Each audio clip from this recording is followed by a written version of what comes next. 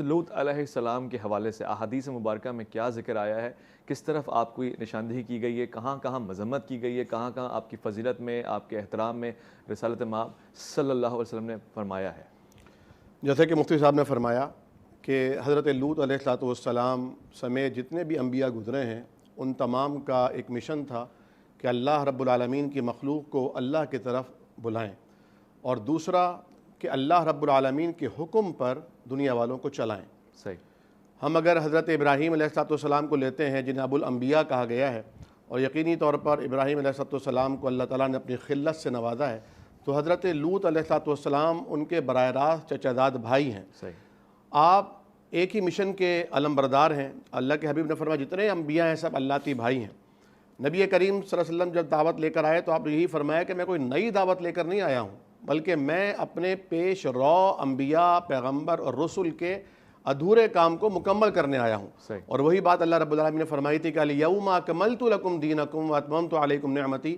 حجۃ الوداع کے موقع پر یہ آیت نازل ہوئی کہ آج کے دن میں نے تمہارے لیے تمہارے دین کو مکمل کر دیا ہے۔ یعنی دین وہی دین ہے جو حضرت آدم علیہ السلام لے کر آئے تھے، ابراہیم علیہ السلام نے اسے آگے بڑھایا تھا، نوح علیہ السلام نے سہارا دیا، حضرت لوط علیہ السلام نے اسے بچاؤ کیا، اور اللہ کے حبیب پر اسے مکمل کر دیا گیا۔ اللہ کے نبی صلی اللہ علیہ وسلم نے حضرت لوط علیہ السلام کے حوالے سے جو فرمایا کہ حضرت لوط علیہ السلام کی قوم جب اس عادت بد کا شکار ہوئی تو حضرت لوط علیہ السلام نے انہیں شبانہ روز سمجھایا، ہر روز سمجھایا۔ لیکن یہ بھی ایک اللہ رب العالمین کی آزمائش ہوتی ہے کہ کہیں عددی اکثریت ہوتی ہے، کہیں مادی قوت ہوتی ہے، کہیں اخلاقی اور روحانی قوت ہوتی ہے، اور کبھی کبھی ایسا بھی ہوتا ہے کہ بظاہر دیکھے جانے کے لیے مادی قوت بھاری ہو رہی ہوتی ہے، لیکن چونکہ روحانی اور اخلاقی قوت کا تعلق اللہ رب العالمین کی قوت سے ہوتا ہے، رحمانی قوت سے ہوتا ہے، تو اللہ کی طرف سے پھر مدد آتی ہے۔ اور ہمیشہ یہی کہا گیا، یہاں بھی یہی ہوا کہ الیس الصبح قریب، صبح کو عذاب آئے گا، اور کیا صبح بہت دور ہے؟ صبح تو بہت قریب رہ گئی ہے۔ آپ دیکھیں حضرت لوط علیہ السلام کی اس قوم کو، جو آپ کی اپنی اولاد نہیں تھی، نسل نہیں تھی، لیکن چونکہ آپ اس قوم کو دعوت دے رہے تھے، اور نصیحت کا جو یہ تعلق ہے، خیر خواہی کا جو تعلق ہے، وہ اسے ان کی قوم کے طور پر قرآن کریم کی زبان سے نقل کرتا ہے۔ تو آپ نے جب بار بار انہیں سمجھایا، سہ بارہ سمجھایا، پھر بار بار سمجھایا، لیکن یہ باز نہیں آئے، تو آخر کار کہنے لگے اچھا ٹھیک ہے پھر اللہ کا عذاب لے آؤ۔ اچھا، یہ تو قوم نے کہا تو ایک عذاب تو وہ ہے جو اللہ رب العالمین نے بھیج دیا، دوسرا عذاب وہ جو حضور کریم صلی اللہ علیہ وسلم نے فرمایا، یعنی ابن ماجہ کی، ابو داؤد شریف کی احادیث ہیں، آپ نے فرمایا کہ وہ جو کہ فاعل ہو، یعنی اس غیر فطری عمل میں، ہم جنس پرستی کریں، ہم جنس پرستی میں فاعل ہو، اور وہ جو مفعول ہو، شریعت کی روح سے حکمران کی عدالت کی ذمہ داری ہے، جو شریعت نے ان کی سزا مقرر کی، انہیں قتل کر دیا جائے۔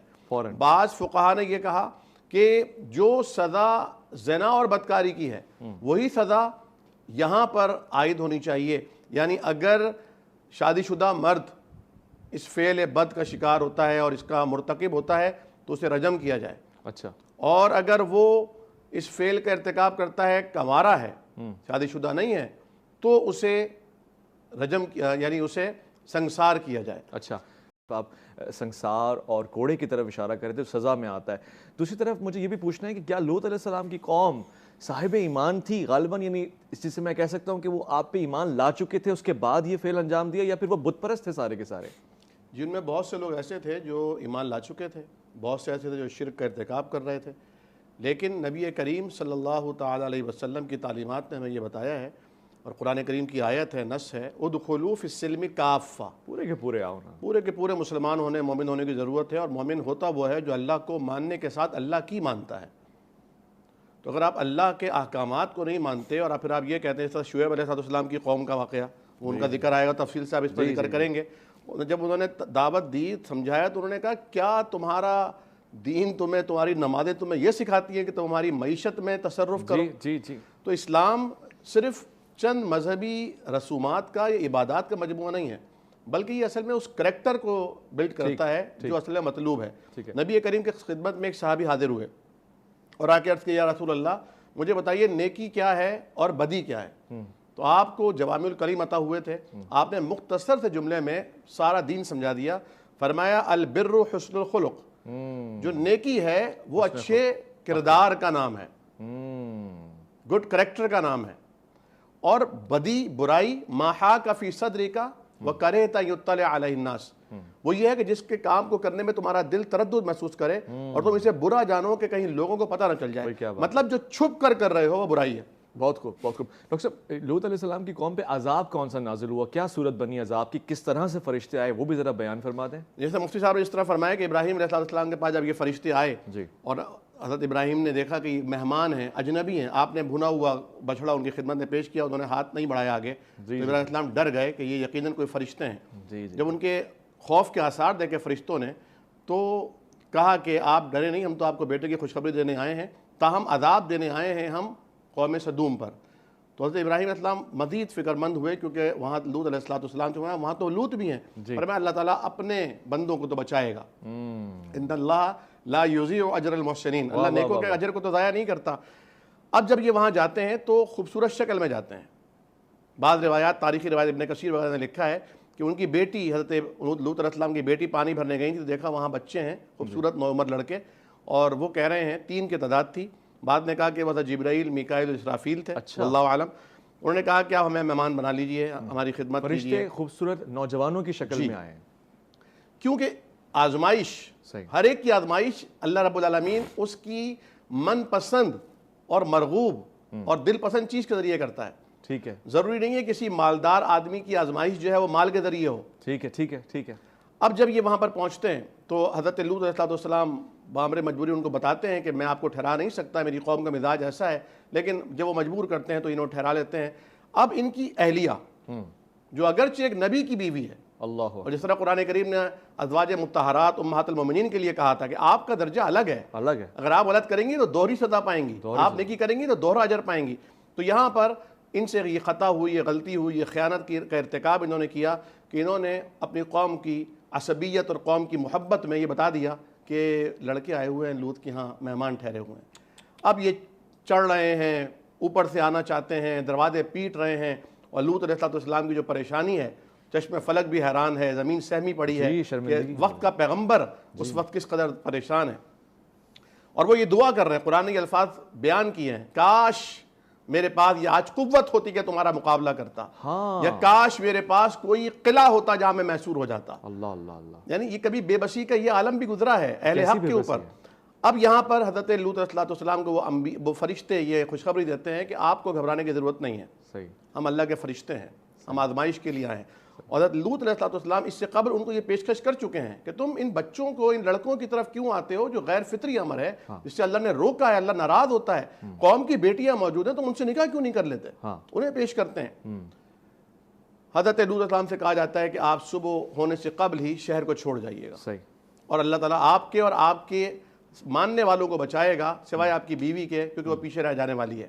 اور وہ جب پیچھے مڑ کر دیکھتی ہیں، اور بعض روایت میں آتا ہے کہ وہ قوم کے ساتھ واپس چلی جاتی ہیں، تو اللہ تعالیٰ کا ایسا خطرناک عذاب آتا ہے. جبریل علیہ السلام ایک پر اس قوم کو اٹھاتے ہیں اور اتنی بلندی پر لے کے جاتے ہیں کہ آسمان والے، آسمان کے فرشتے اس بستی کے بھونکنے والے کتوں کی آوازیں اور بانگ دینے والے مرغوں کی آوازیں سنتے ہیں. پھر وہاں سے انہیں پلٹتے ہیں، اور پھر قرآن کہتا ہے کہ آسمان سے پکی ہوئی مٹی کی کنکریوں کا عذاب نازل ہوا، جو سورہ فیل میں بھی اللہ تعالیٰ ایک دفعہ ذکر کرتا ہے کہ جب وہ ہاتھیوں پر گرا تو ان کا بھس بن گیا. تو یہ ان کا صفحہ ہستی سے نام مٹا دیا گیا، نشان مٹ گیا، عبرت کے لیے عبرت کی جگہ بن گئی ہے. ڈاکٹر صاحب نہیں ہے، یعنی حضرت لوط علیہ السلام کے حوالے سے توہین نہیں ہے، انبیاء کرام کی توہین نہیں ہے، اور اگر نہیں ہے تو آلٹرنیٹس کیا ہو سکتے ہیں؟ ہے تو آلٹرنیٹس کیا ہو سکتے ہیں؟ یہ اصل میں پہلے عمل قوم لوط کہلاتا تھا، لیکن کثرت استعمال سے اور غلط العام کے اعتبار سے یہ پھر لوطی فعل یا لوطی عمل اس کو عوام میں کہا جانے لگا. تو یقیناً نامناسب ہے. حضرت لوط علیہ السلام اللہ کے برگزیدہ پیغمبر ہیں، کامیاب ترین پیغمبر ہیں. ان کی دعا سے ان کی قوم پہ عذاب آیا، اور جو فرمایا نا کہ پیچھے مڑ کر مت دیکھنا، یہ بھی ایک بات کا اظہار ہے کہ محبت ہو، خیر خواہی ہو تو بھی اللہ کی خاطر ہو. اب اللہ کا عذاب آ رہا ہے تو اب آپ سے ان کا کوئی تعلق نہیں. کیا بات ہے، وہاں کہہ رہا ہے ابس وتولى اور یہاں کہہ رہا ہے پیچھے مڑ کے مت دیکھنا. رغبت بھی ختم ہونی چاہیے، ترس بھی نہیں آنا چاہیے. سبحان اللہ. تو حضرت لوط علیہ السلام کا جو نام ہے، بعض یعنی اہل لغت نے اس کا ترجمہ کیا ہے صلی علی کے اعتبار سے، یعنی ان پر رحمت بھیجیے، ان پر درود بھیجیے. تو یہ جو روٹ ہے اس کا، یہ عبرانی زبان کے اندر رحمت کے اعتبار سے ہے.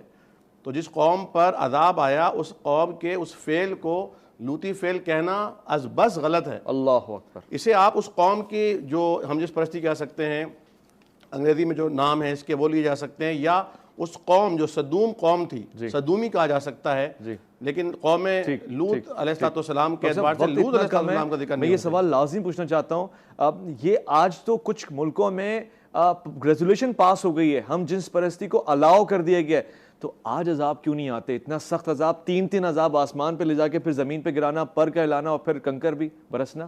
دیکھیں نبی کریم صلی اللہ علیہ وسلم نے دعا فرمائی تھی اللہ تبارک و تعالیٰ سے کہ میری قوم کو یک بارگی ہلاک نہ فرمائیے گا.